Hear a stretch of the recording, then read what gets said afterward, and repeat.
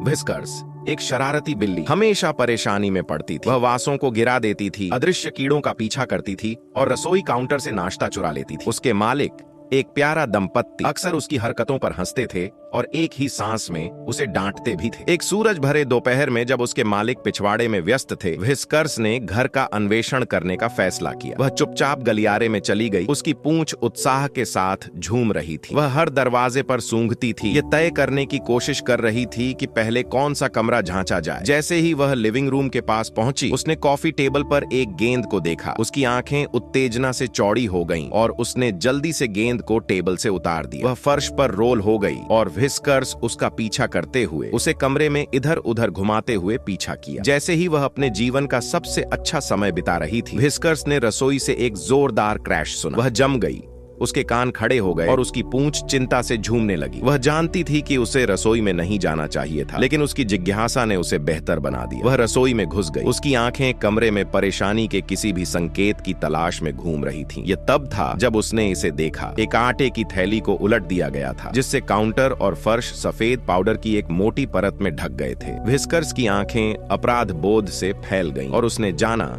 कि वह मुश्किल में है। वह रसोई से बाहर निकलने की कोशिश करती थी, लेकिन उसके पंजे आटे का एक निशान छोड़ गए, जिससे वह पकड़ी गई। उसके मालिक रसोई में चले गए। उन्होंने गड़बड़ी देखी और हंसने से खुद को रोक नहीं पाए। व्हिस्कर्स, तुमने क्या किया है? उन्होंने पुकारा, अपने सिर हिलाते हुए। व्हिस्कर्स ने उन्हें देखा।